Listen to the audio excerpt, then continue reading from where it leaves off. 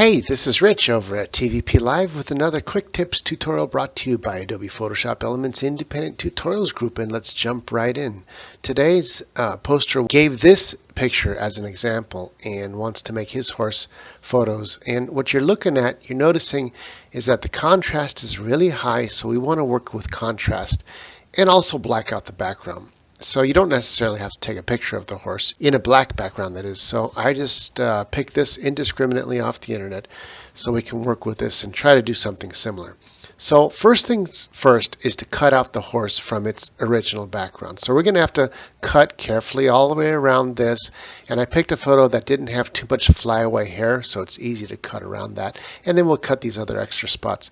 Once again, you can use the magic tool, but I don't know in this case how good it's going to work because there's a lot of variations in colors.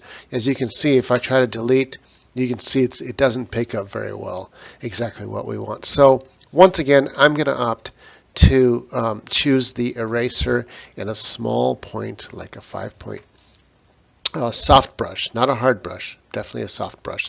So I'm going to zoom in really close and start from one corner, and I'm going to go shift click, and you see that I'm cutting in a little bit if I go really close onto the horse, because if we cut on the edge, see what happens is there's a little bit of green over there on the top there. That's going to show through on your finished image. So you want to cut in a little bit onto your subject, and as I always say, and I'll say it again, what they don't know is not going to hurt them.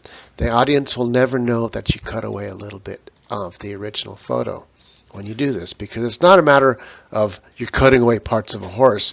When you look up close, the photo doesn't know it's a horse. It just knows that there's two different colors that you're cutting from.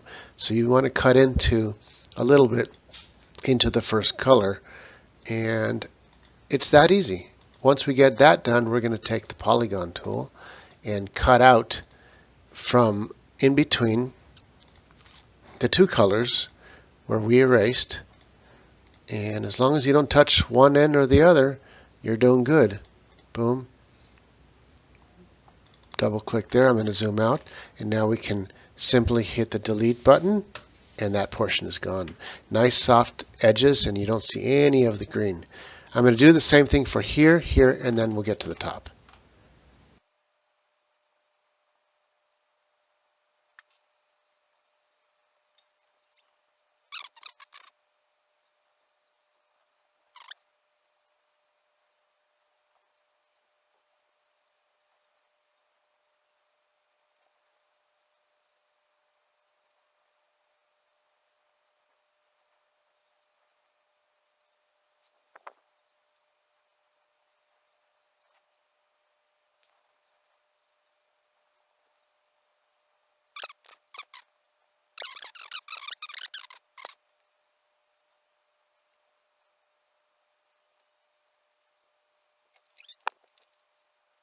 So now that I'm done with cutting it out, all I have to do is join these two pieces with the polygon. I will zoom out and hit delete. And there you go. So as you can see, the hardest part is cutting the horses out. Once you got the cut out, it's pretty simple to add a black background and then do a high contrast of the photo and then add some shadows. That's what's the next step. So we're going to add an extra layer here. We're going to pick pure black as our background and take our paint bucket and just paint it in. So now we got the horses in front of the black background. That's a good start, but that's nowhere near finished, because you can see all the little edges here that look green or that look really sharp. We need to soften those up, because if you want it to look like this, see, there are no edges. We don't need to see edges because this is except for the foreground, the very front foreground. So let's do that first. We'll take the image, we'll go to Enhance, Lighting, Brightness and Contrast, and let's go ahead and darken this whole image and make it look a little warmer and darker, more intimate. So we're going to make it more contrasty. It's less contrasty, more contrasty, and find something that looks somewhere in the middle. And I like it right around here. You can see that's plus 21. Now we'll take the brightness, the overall brightness, and we'll lower it just a little bit. Because if it was lit by, let's say, one light or so, it wouldn't be as bright. And that looks a lot better right here. Since they are cut out, let's go ahead and add a little bit of shadows. So we're going to add one more layer in front of them. Grab a brush and let's make a huge brush, like let's say 300%, make it a huge brush. We're just going to add some darkness on the edges, like that, on that particular layer. And then I'm going to take the layer and I'll lessen it, I'll make it opaque just a tad, at about 75%. Then I'll take the eraser and then I want to erase with like a 50-point brush. Erase what I want to keep here from this horse, from that brightness. And this is the foreground image, so I want to make sure that my shadow doesn't affect this foreground image. Now let's add another layer and let's work up here. And we'll grab the black brush, and this just helps me darken everything just a tad.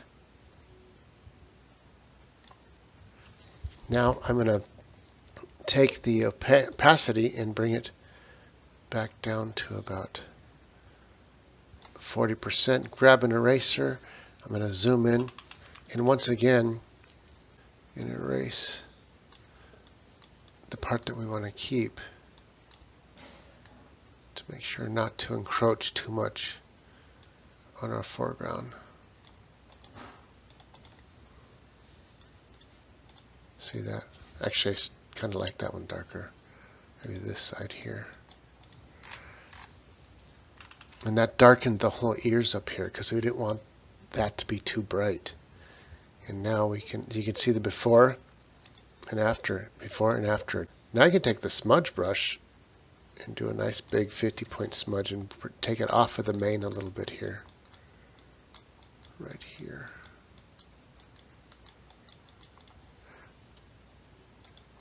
So I'm going to add another layer. Grab the paintbrush again. Make it a little bit smaller, 200%. And I painted the top of the back here because I wanted it to fade out into black. You don't need to see the edge of every part of the photo. Grab the eraser and carefully paint out the foreground, which we do want to keep. And since it's a soft brush, you don't have to be perfectly perfect on it. It looks better this way. Now we'll take this side here, add another layer, and paintbrush again. I'm going to go back up to a 300 point, nice and big, and center it here because the center of the brush is going to be the darkest point. And I'll just go straight down like that. I'm going to grab the eraser and make sure that I don't get any of this foreground. So make sure, because it was bleeding over to this, make sure that none of this gets it. And since there's so much unused stuff down here, I'm going to make the brush huge. I'm going to try like a 1,000 point.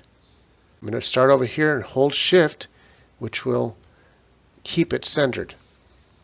Now obviously that's too much, but all we have to do is take our opacity and lessen it. Let's go 70%. But now I take the smudge brush and make it huge also. Let's try like a 400. And I'm just going to smudge this back down so there's certain parts that are still lighter. And to make it look like there was a spotlight, you know. And I think we got it there. This is pretty darn close to what the poster was looking for. So you got the original that's like this, and then we got our version that is like this. And that's pretty much it. That's all there is to it for this session. This is Rich calling it quits for this tutorial, saying over and out.